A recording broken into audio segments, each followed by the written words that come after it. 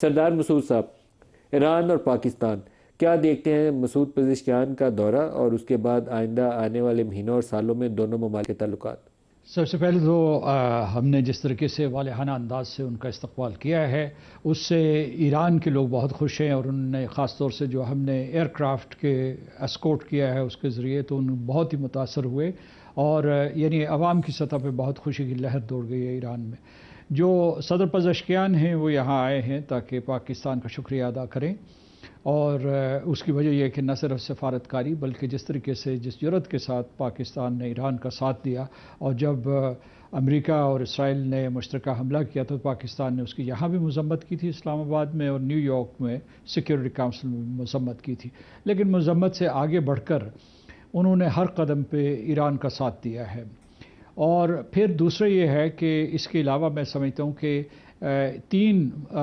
اس کے جو پہلو ہیں جس کے اوپر یہ گفتگو ہوگی اور اس دورے سے نتائج سامنے آ سکتے ہیں۔ پہلا تو یہ ہے کہ یہ جو پاکستان اپنی سفارتکاری کا رول ادا کرتا رہے، کیونکہ ہمیں معلوم ہے کہ مفاہمتی یادداشت کے اوپر دستخط ہو گئے ہیں، اور اس کے علاوہ جو ٹیکنیکل مذاکرات کا ایک دور کامیاب ہوا، ان کو 4 ورکنگ گروپس قائم کر دیے ہیں اور وہ اپنی رپورٹ دے رہے ہیں ہائی لیول کمیٹی کو، اور دوسری طرف ایک ڈی کنفلکشن کمیٹی بنی ہوئی ہے جو کسی طریقے سے لبنان میں جنگ بندی کو یقینی بنائے گی، جو ایک شرط اول ہے ایران کی طرف سے کہ اس کے بغیر جو ہے کوئی معاہدہ آگے نہیں چل سکتا۔ اور دوسرا یہ ہے کہ اس سے پاکستان کو کیا مفادات ہو سکتے ہیں، تو میں اس میں سب سے پہلے یہ کہنا چاہتا ہوں کہ پاکستان اور ایران کو ایک راہداری بنانی چاہیے۔ یہ حالت جنگ میں ہم نے ایک راہداری بنائی جو کہ پورٹ قاسم، پورٹ کراچی اور پورٹ گوادر سے ہم نے جو بھی جہاز یہاں 3000 کے قریب لنگر انداز ہوئے تھے ان سے چیزیں چمن اور تافتان کے ذریعے ایران پہنچائی تھی، اور اس کو ایک مستقل شکل دے دینی چاہیے، اور اس میں جو ہے ہمیں بارڈر ٹریڈ کو مضبوط کرنا چاہیے۔ اس کے علاوہ جو ہے اس کے ساتھ اسی کوریڈور کے تحت جو ہے ہم تیل، گیس اور بجلی 3 چیزوں کی ایران سے درآمد کے بارے میں ایک منصوبہ بندی کر سکتے ہیں۔ ویسے پاکستان میں پہلے ہی تیل اور بجلی آ رہے ہیں، لیکن وہ انفارمل ٹریڈ تھا، اب جو ہے اسے فارملائز کیا جا سکتا ہے۔ دوسرا یہ ہے کہ اسی راہداری کو آگے بڑھا کے میں سمجھتا ہوں کہ چاہ بہار کو بھی استعمال کر کے، اور اس سے یہ جو زمینی راستہ ہے ہمیں اس پوری راہداری کو وسطی ایشیا میں لے جانا چاہیے، کیونکہ افغانستان درمیان میں حائل ہے اور افغانستان میں وہ استحکام نہیں ہو رہا جس کے لیے ہم برسوں سے کوشش کر رہے ہیں۔ پھر ساتھ ساتھ میں کہوں گا کہ چونکہ ہماری خلیجی ریاستوں میں بہت خیر سگالی ہے، تو یہ موقع ہے کہ ہم جو توانائی کی ترسیلات ہیں پاکستان آتی ہیں اس کے سلسلے میں مخصوص رعایتیں حاصل کریں، کیونکہ اس میں جو ہے ایک تو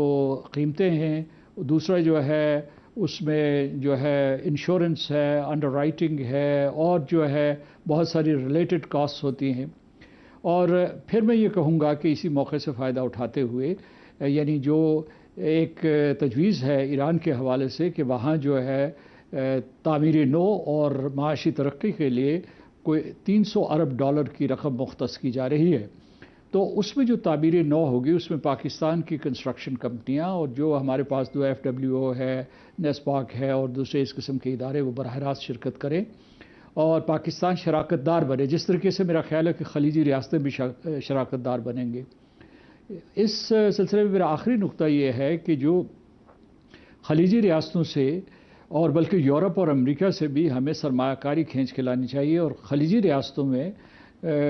جو سعودی عرب نے چونکہ ایک عندیہ دیا تھا کہ وہ ایک پیٹروکیمیکل پلانٹ لگائیں گے گوادر میں، $10 بلین اس کی مکمل رقم ہوگی، اور اس میں ریفائنری جو ہے وہاں قائم کی جائے گی۔ یہ ویسے بھی ضروری ہے کہ مطلب ہے کہ پاکستان میں سرمایہ کاری کرنے کے لیے اور گوادر کو ایک اہم ترین پورٹ بنانے کے لیے، لیکن حالت جنگ میں انہیں چاہیے کہ کوئی ایسے پیچھے کوئی ایسی بندرگاہ موجود ہو جس میں جہاز لنگر انداز ہو سکیں۔ تو اور آخری میرا جو اس میں نقطہ ہے کہ پاکستان نے ایک سفارتی اونچائی حاصل کی ہے، اس کو انسٹیٹیوشنلائز کرنے کی ضرورت ہے، یعنی مثلا جیسے دوحہ کی انسٹیٹیوشنلائزڈ ہے یا جنیوا کی انسٹیٹیوشنلائزڈ ہے، تو یہ کوئی معمولی سفارتکاری نہیں تھی، تاریخ میں اس کی نظیر نہیں ملتی، پاکستان کی تاریخ میں اور دنیا کی تاریخ میں اس کی نظیر نہیں ملتی۔ تو انسٹیٹیوشنلائز کرنے کا مطلب یہ ہے کہ اس کے بعد جب بھی کوئی اس قسم کے تنازعات یا تصادم واقع ہوں تو پاکستان جو ہے اس میں سفارتکاری کا رول ادا کرے، کیونکہ اس کا جو تجربہ ہے وہ اتنا رچ ہے اور اتنا ملٹی ڈائمینشنل ہے، ملٹی ویکٹر ہے کہ اسے ایک اپنے قومی اثاثے کا حصہ بنانا چاہیے۔ سردار مسعود صاحب، جو 300 ارب ڈالر کی بات ہو رہی ہے کہ ایران کے اندر سرمایہ کاری ہوگی آنے والے دنوں میں، اس میں بیشتر تو امکانات جو ظاہر کیے جا رہے ہیں وہ یہی ہے کہ علاقے کے جو مختلف ممالک ہیں، سعودی عرب اور قطر، ممکنہ طور پر وہ بڑا پیسہ وہی ڈالیں گے۔ ہو سکتا ہے وہ پیٹرو کیمیکل جو انڈسٹری ڈیولپ کرنے پہ ڈالیں، ہو سکتا ہے انفراسٹرکچر ڈیولپمنٹ پہ ڈالیں۔ تو اس کے علاوہ جو ریجنل سیکورٹی سیناریو ہے اس کے اندر بھی ایک رول بنتا ہے۔ تو کچھ اس کے اوپر اگر بات ہو جائے کہ نیا پوسٹ وار جو اس علاقے کی صورتحال نقشہ ہے وہ کیا بنتا ہے؟ ریکنسٹرکشن میں اگر سعودی عرب اور قطر آ کے پیسہ ڈالیں گے تو وہ وہاں ویٹ سیکورٹی والے معاملے میں بھی، اکنامک سیکورٹی دوسری سیکورٹی کے ساتھ آج کل جڑی ہوئی ہے، تو کیا نقشہ نظر آتا ہے آپ کو؟ اچھا، میرے دو نکات ہیں۔ ایک تو جو خرم دستگیر صاحب نے جو ویژن کیا ہے اور جو دوسرے آپ کے شریک گفتگو ہیں انہوں نے بھی اظہار کیا ہے، میں سیاسی جماعتوں سے یہ اپیل کروں گا کہ یہ موقع سب کے لیے آیا ہے، تو پہلے جو پاکستان کو یہ موقع ملا ہے اور اس کے بعد جو مزید مواقع پیدا ہوئے ہیں ان کو پولیٹیکل تھنکنگ میں مین سٹریم کریں، کیونکہ یہ جو ہے اسے جو ساری کی ساری جماعتیں ہیں، تاکہ اس کو انسٹیٹیوشنائز کرنے کی ضرورت ہے کہ ہم کس طریقے سے جو ہے پاکستان کو ایک قسم کی جیو اسٹریٹجک کے ساتھ ساتھ جیو اکنامک پرائیورٹیز کے ساتھ جوڑیں۔ تو یہ بہت ضروری ہے، یعنی کنسیپچول سطح پہ، اعلیٰ ترین سطح پہ۔ سیکنڈ چیز جو ہے، جو یہ مفاہمتی یادداشت ہے، یہ صدر ٹرمپ نے، میں سمجھتا ہوں کہ اہل ایران کو اور خلیجی ریاستوں کو، پورے کے پورے خلیجی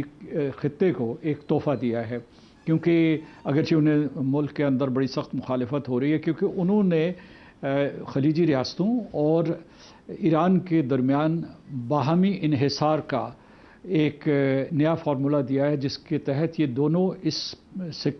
خطے کی نہ صرف جو ہے خوشحالی کے لیے یا تعمیر کے لیے یا اس کے علاوہ سرمایہ کاری کے لیے سٹیک ہولڈرز بنیں گے، بلکہ سیکیورٹی میں بھی ایک دوسرے کے جو ہے سٹیک ہولڈرز بن جائیں گے، شراکت دار بنیں گے۔ اس میں پاکستان کے لیے سب سے بڑا یہ موقع ہے، اس کا جو ٹریک ریکارڈ آیا ہے کہ وہ اس میں محور و مرکز رہے، اور اس کے لیے جو ہے تمام اس وقت قوتیں، جو ایران ہو یا خلیجی ریاستیں ہوں، وہ اس کے لیے آمادہ ہیں۔ اب جیسا کہ یہ کہہ رہے تھے جو باقی شرکائے گفتگو، وہ یہ کہہ رہے تھے کہ یہ موقع جلدی سے ہاتھ سے نکل جاتے ہیں، تو اس کا مطلب یہ ہے کہ ہمیں جو ہے کوئی نہ کوئی منصوبہ بندی کر لینی چاہیے۔ مجھے یقین ہے کہ جو ہے حکومت پاکستان نے اس سلسلے میں کوئی جس قسم کی انہوں نے کامیاب اسٹریٹجی بنائی تھی اس کے لیے، جو اس سفارتکاری کے لیے، ثالثی کے لیے، ویسی ہی معاشی ترقی کے لیے یہ پاکستان کو معاشی طور پر جو ہے درمیان میں جو ہے رکھنے کے لیے یا اسے ایک سینٹرل اور پیوٹل پوزیشن دینے کے لیے کوئی منصوبہ بندی کریں گے۔ اس کے بہت سے جو اجزاء ترکیبی ہیں جن کی طرف جو ہے اشارہ کیا جا چکا ہے، اور میں سمجھتا ہوں کہ اگر اس وقت پولیٹیکل ول ہو تو ہم اسے جو ہے بالکل سنبھال سکتے ہیں۔ اور پاکستان کو، جیسے کہ ابھی کہا گیا کہ دیکھا یہ جائے کہ پاکستان کے 25 کروڑ عوام کو کیا فائدہ پہنچ سکتا ہے، تو ان کو جو ہے جو فائدہ پہنچے گا وہ صنعت، زراعت اور اس کے بعد نئی ٹیکنالوجیز میں سرمایہ کاری سے پہنچے گا۔ اور ہمارے جو ارد گرد جو بھی نیبرہڈ ہے، خاص طور سے میں ویسٹ ایشیا کی بات کر رہا ہوں، تو اس میں دلچسپی رکھتا ہے کہ پاکستان کی اتنی بڑی مارکیٹ جو ہے ان کے لیے اویلیبل ہو، اور ساتھ ساتھ جو ہے وہ یہاں سرمایہ کاری کریں جو ہمارے لیے بھی منفعت بخش ہوگی اور ان کے لیے بھی۔